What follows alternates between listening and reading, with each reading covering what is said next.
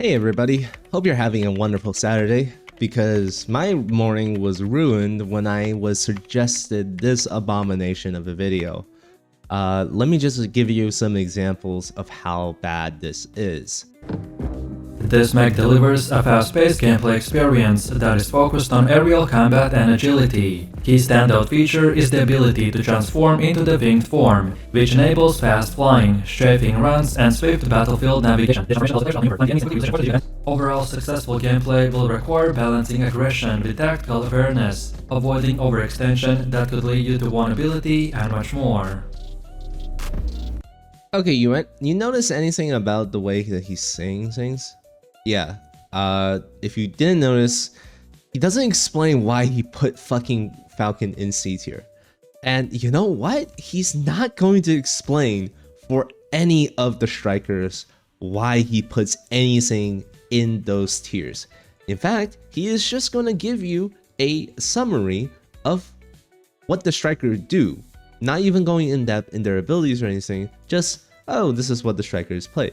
And I've cut out so much of myself listening to this video, and you can't watch this video with any sort of seriousness because he doesn't even put the right striker on the right page when he's talking about them. He's talking about Inferno right now, and he put fucking Inferno and Falcon in C tier, and he doesn't explain why he puts them in C tier.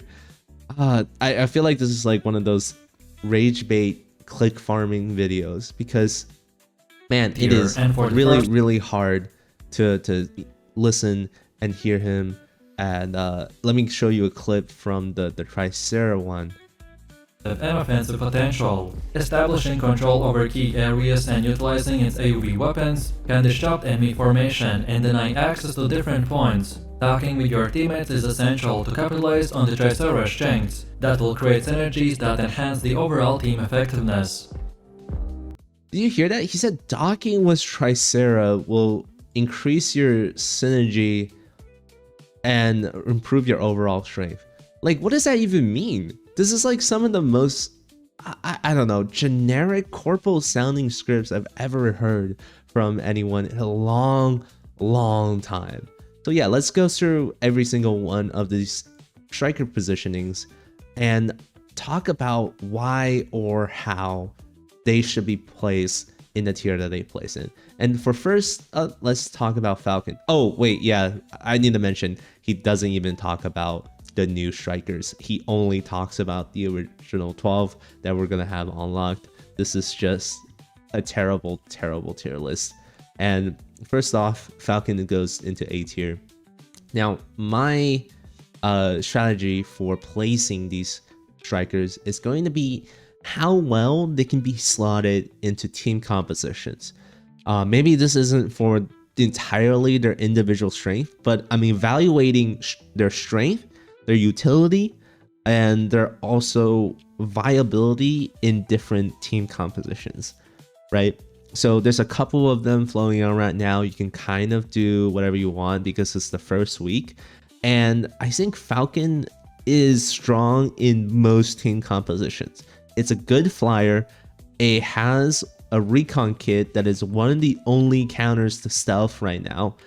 Sure, it can get jumped by stuff like Stellaris or other melees right now, but its dodging ability is still top notch. Its consistent damage is still top notch. You can still do insane maneuverabilities with Falcon. It's one of the highest skill ceiling strikers in the game. It is a bit selfish in the sense that it needs other allies to sort of front and peel for Falcon. But I think the ability to respond and help your teammates anywhere on the map makes up for the fact. So I'm going to put Falcon in A tier. So next up, this guy puts Inferno in C tier. Then for the next C tier. Now, I don't think I agree with that per se. I'm going to fight for my boy Inferno right now. Inferno is pretty good against very specific things, right? Versus the Tricera, versus Stego, versus like any of the supports and Sarinif, etc. Very very good beam damage all around, all the time. However, very, very bad to Stellaris, to Welcon, to Panther, to Alysnes. And because there's so many melees running around right now, Inferno needs a lot of peeling from the team in order to beat off a Welcon or to run away from Stellaris. And that just doesn't happen in public lobbies or public matchmaking. It's so hard for you to get anybody to help you peel these things off. So I would say like Inferno in solo queue is probably B. In really good teammate play, probably A, right? Inferno is just a wonderful sustained energy damage dealer, shreds tanks, shreds everything else. But because of how strong Welcon is, I would hard press put it Inferno past B, because you're more than likely gonna get run down by melees, especially if you're by yourself. And because there are going to be less super heavies in the game right now, there's a lot of super heavy like counters. So usually if you run something like this, you have an immense amount of HP pool and a lot of things to burn melees with. But now you kind of don't want to be running Stego and Tricera all the time now. So Inferno stocks are going down because there's less heavies to shoot at. And Hurricane is generally just a little bit better nowadays due to an HP buff. And Hurricane is a wonderful, wonderful counter to Inferno. So I guess what I'm saying is that Inferno is really easy to slot into a lot of teams, but there's also a lot of counters for Inferno. So it's not easy to play this striker at all. And I think comparatively, Aquila is a much better pick than Inferno in a lot of situations. I'm gonna play Inferno in B. Top we have the B tier, and for the first one we go the Alysnes.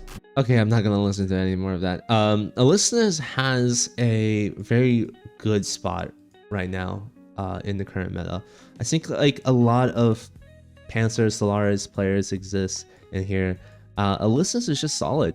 I think he's a very good mech overall. He can be immortal if he wants. He has good dueling opportunity with most of the meta melee strikers out there, and he is the highest, second highest sort of skill ceiling mechs out there. Maybe the third highest. We'll see. It's a competition between Falcon, Alysnes, and Stellaris, I think.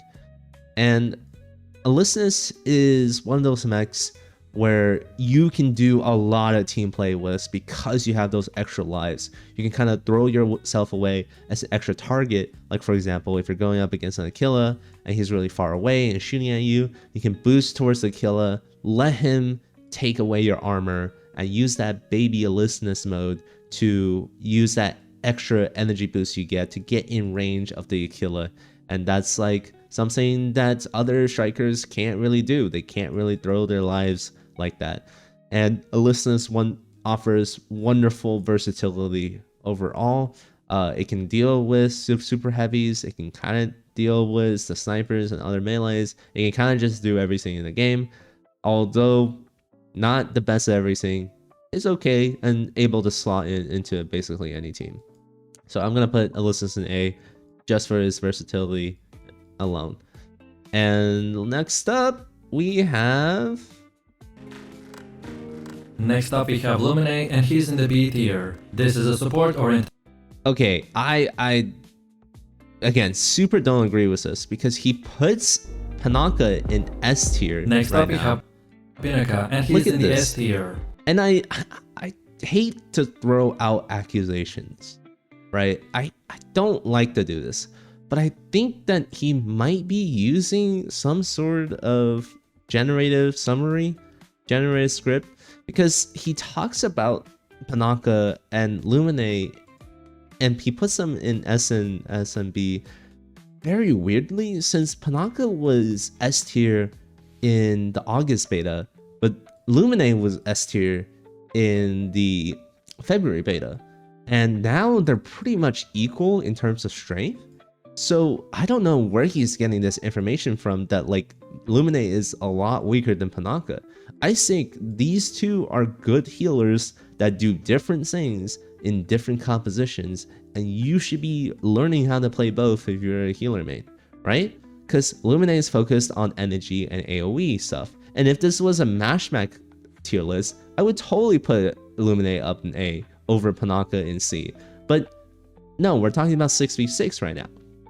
So Panaka and Lumine act very differently. Panaka wants to be pretty close, does not want to be shot at, wants to use its shields in order to save enemies from getting bursted, or sorry, save allies from getting bursted by enemies, and using the walls to either dislodge people or to create cover on objective points. And Lumine kind of just wants to be a distracting guardian angel that never dies, flies around, and heals everybody in an AoE.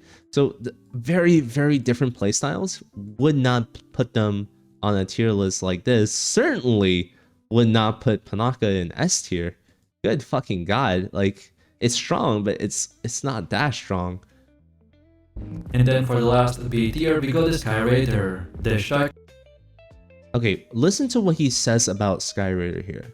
This versatility enables effective engagement of both ground and airborne targets, making the Skyraider a versatile choice for players who enjoy aggressive playstyle. However, the recent updates have nerfed his performance a little bit, so that's why he's in the B tier. But with smart adjustments and right mechanics, you can definitely make him work. Okay, recent update. What recent update is he talking about? Because the live patch actually improved Skyraider quite a lot from his positioning in the February beta. Skyraider now has a little bit better ammo economy in its primary weapons, and it also has more missiles in its canisters. So unless he's just taking a summary script from an AI or something and talking about how from the August beta to the February beta Skyraider was nerfed, I actually wouldn't know where he gets this information from. And it's terribly sad because Skyraider is really, really fun, but I kind of have to agree with it. Yeah, it's kind of sad that I have to put him in B tier. Not because Skyraider is terribly bad, it's because it's hard to slot in on every map. And I kind of want to put Stego here as well. These two are wonderful damage dealers, but they're kind of weak to the melees that are meta, like Welcon and Stellaris. And Skyraider has problems on a lot of maps where its missiles doesn't allow it to fire indoors, or etc, right? Its missiles would be thrown on the ground and then it will bounce everywhere and hit absolutely goddamn nothing in the end because it just hits the walls while trying to retarget.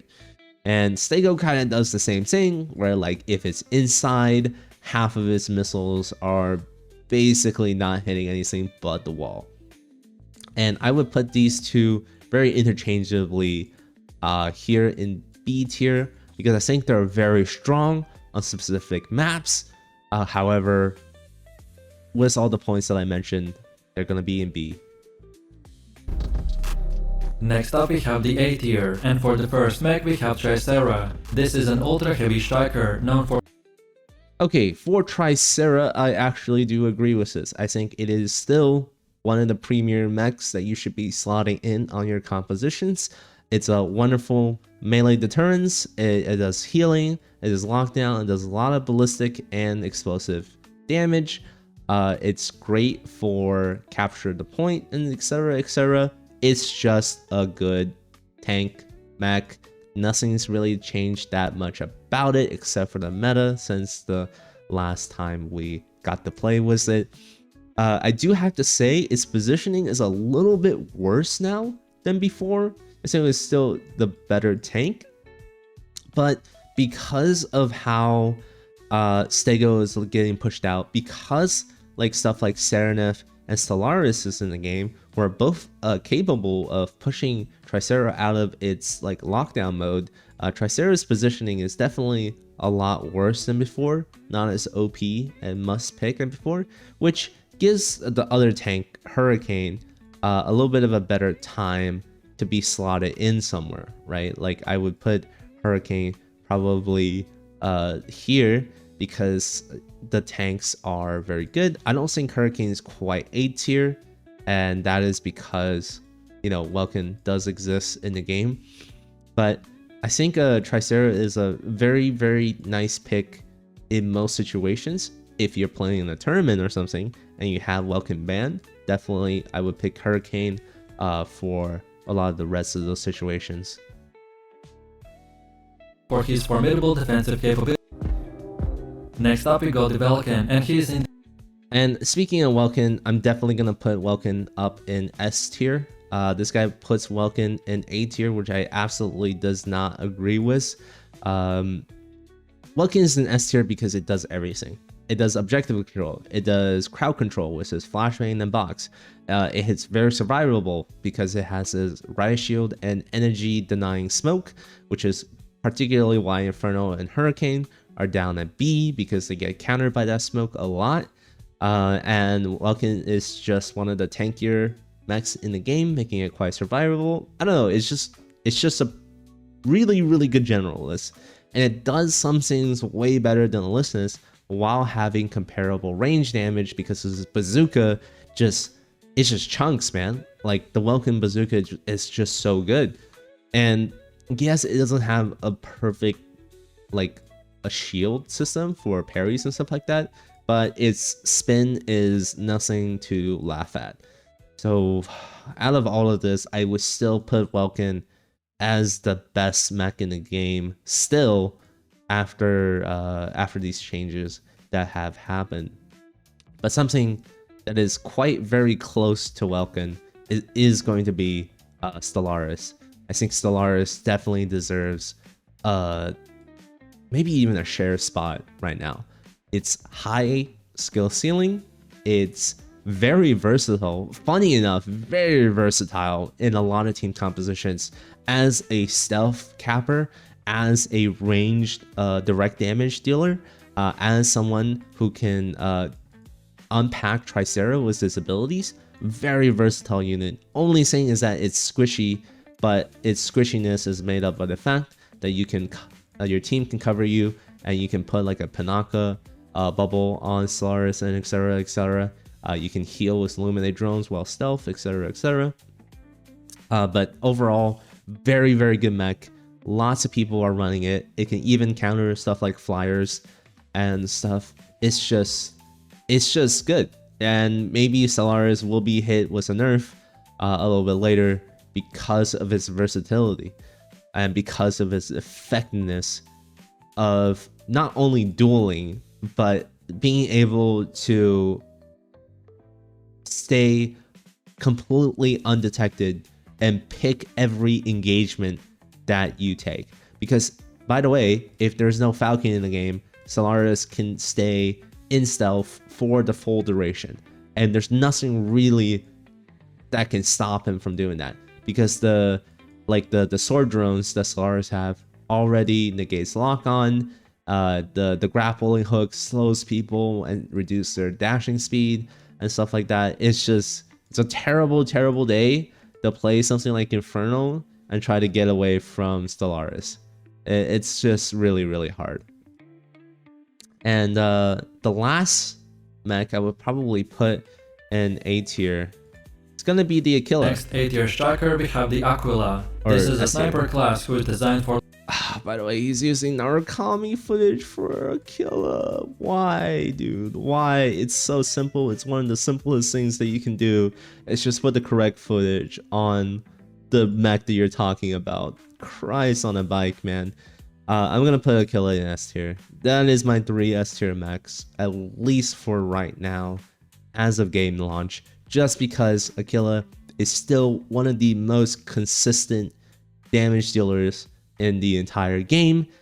It is able to use its melee claws for even better setups now that we have huge melee comboing power, and it's still the best mid to long range consistent damage dealer that can penetrate fluid shields and it has the mobility to get away from a lot of sticky situations.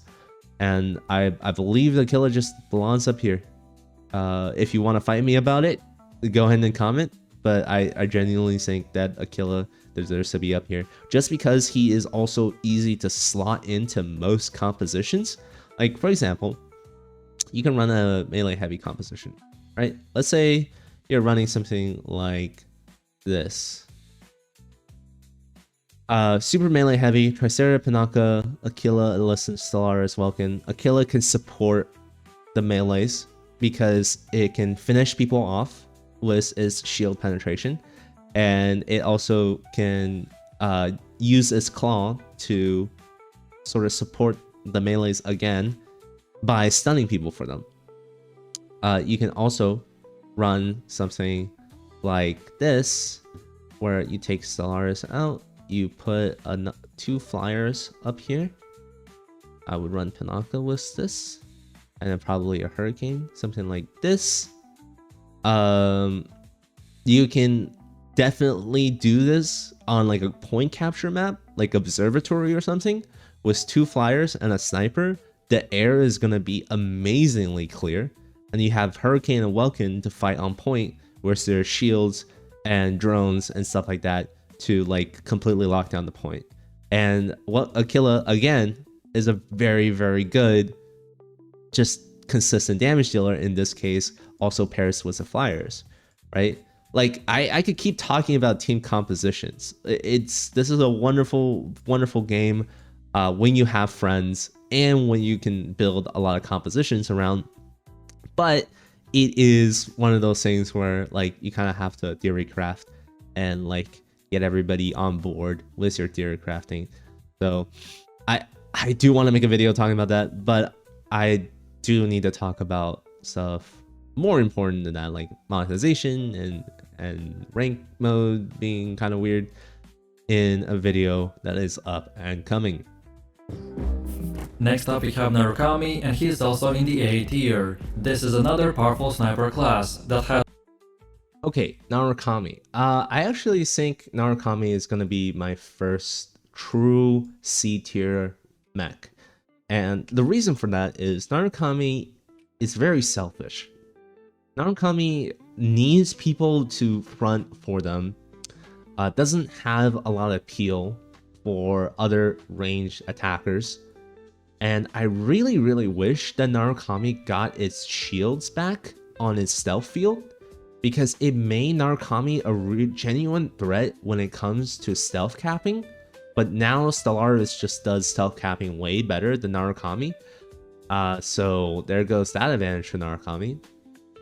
And Narukami is like a burst damage dealer that's supposed to target stuff like squishies and tanks and stuff like that with a massive amount of damage. However, stuff like Skyraider Cloud or Welcon Smoke negate a lot of that damage. Plus, Inferno is better at mid-range consistency. Narukami is decently good against all the melees by, you know, stealthing and running away from them. However, the time it spends running away means that it's not putting down any damage. And I just feel like Aquila is a much better, has a better time running away from some of these melees due to the claw, due to the air mobility it has. So then I really ask, like, what kind of composition can you really make out of Narukami? Well, you can try the double stealth with Stellaris, Narukami, the 2 tanks, and then probably Welcon and Lumine or something like that. But honestly, I feel like a certain new striker is better in the long range beam damage support area than Narukami, and that's going to be Sarinif. Sarinif is not mentioned in this tier list, so I'm just not going to talk about it here, really. Sarinif is so good in very, very niche situations. It's got radar, it's got jamming, it's got IFF switching, it's got a pretty decent main energy cannon, and a wonderful orbital blast. And its job is to stay behind ally lines and just support whoever is fighting up in the front with his various abilities. So it's kind of like an Inferno. Inferno is more damage oriented. Sarinif and Inferno have very similar roles in a team. Weird to say that, I know, but it is true. They're both sort of this anti-heavy energy damage mech that is mid-range compared to the long-range sniper mechs. And Sarinif has a lot of things going for it. And on paper, it's really good if you can protect it. The problem is, it's kind of hard to protect it sometimes. With melee being so prevalent and snipers being pretty good in the game, Sarinif is in a rough spot if it really wants to do that much in the game. But the value that it brings in disruption, the value that it brings in radar, and let's be honest here, points and objectives are the only thing that matters in the game. Kills are just supplementary things for that point to happen, right? Like objectives are what wins games, and Sarinif is a wonderful objective control mech, and which is why I probably have to put it on a high B. Maybe not as good as some of the A tier mechs, but I think Sarinif is, it is better than what people give it credit for. Man, I keep moving these things around because I know that these mechs in B are not bad at all. They're just held down by, Stego and Skyraider are held down by the map selection, and Inferno and Hurricane are held down by the fact that Welcon exists and Skyraider exists. So the people up in these higher tiers have no like straight up hard counters, and you can do a lot of things with them if you play them right. And the people in B are the people who are good but has difficult situations that you would need to be very careful of, and the people who are in C are very selfish. Narukami, in my opinion, very selfish indeed. Panther, I think Panther is finally back in A. I think Alysnes and Panther are very interchangeable in his role. Obviously, Panther does more melee damage, but I would not pair Panther and Stellaris together. I don't like that combo. Their melee combos don't mesh well together, and they kind of have a similar role in that they're melee assassins. So what I would do is I am going to put Panther and Alysnes in the same category here, and it's really up to you which one you want to pick here. And I think that Panther is a better anti-melee mech, and Alysnes is definitely better at anti-heavy. Like Panther is for medium and lights. Alysnes can actually punch up a little bit against the heavies. So it really depends on the situation, really depends on the team that you're running against, right? And also Panther is less versatile. But I still think it's a very, very good mech in terms of just distracting people, securing kills. But god fucking damn it, I'm talking myself down. Okay, I'm putting it in B. The reason why it goes in B, fuck me, man. The reason why it goes in B is because I started thinking about what Panther's role is and what Stellaris does. And then I remembered that Stellaris just does everything Panther does, but like a little bit better. Except for surviving. Panther is very good at survival, but the stealth is also a very good survival tool. Panther takes a lot of raw damage in forms of his complex shields and etc. And it draws a lot of aggro, while Stellaris is very sneaky. So never mind, I'm putting him back. He's back in A, baby. He's back in A. We're not letting any of the melees sink to B and C tier. They're always good on every map, I promise. I swear. Totally not biased or anything towards the melees. But please do keep in mind, this is not, the final meta. This is definitely not everything and all be all to Mechabreak metaing. This is what I just think out of all the games that I played during this opening week. And I think I'm gonna rename the tiers. I think I'm gonna do it. I'm gonna do it at the end here. Always good. I'm gonna do let's say peak. Peak. Always good. Rational. Selfish. Healer. Yeah, I think this is what the tier list is gonna be. And I think this is probably not what this guy had in mind at all. I don't think he even shows the tier list at the end. It just says tier list Mechabreak at the end. So let me see his final tier list. So he puts Panaka at S, Panther at S, Stego at S. Holy schmolies, man. Completely disagree. Stego is a hard press to buy on some of these maps, and he's also been nerfed to like smithereens HP wise. That's not a good thing, man. And also the Panther is a good mech, but I wouldn't put Panther over Welcon. Welcon has way more versatility than Panther here.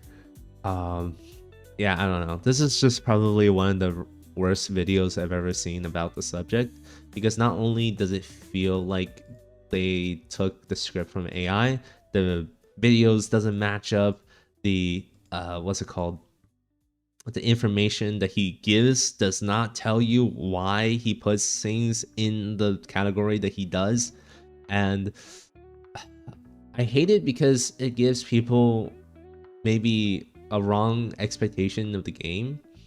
And I hate it because it's one of those things that I take pretty seriously. Like the tier list stuff is fun to make, and it's fun to explain how you arrive at these conclusions. But if you can't explain why you arrive at these conclusions, then why even make a tier list at all, unless it's the farm? That is a content farm type shit, I guess.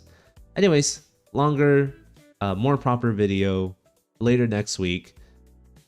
Probably going to be reviewing about the game as a whole, talking about the various systems and giving some slight tips on how to be like a free-to-play player.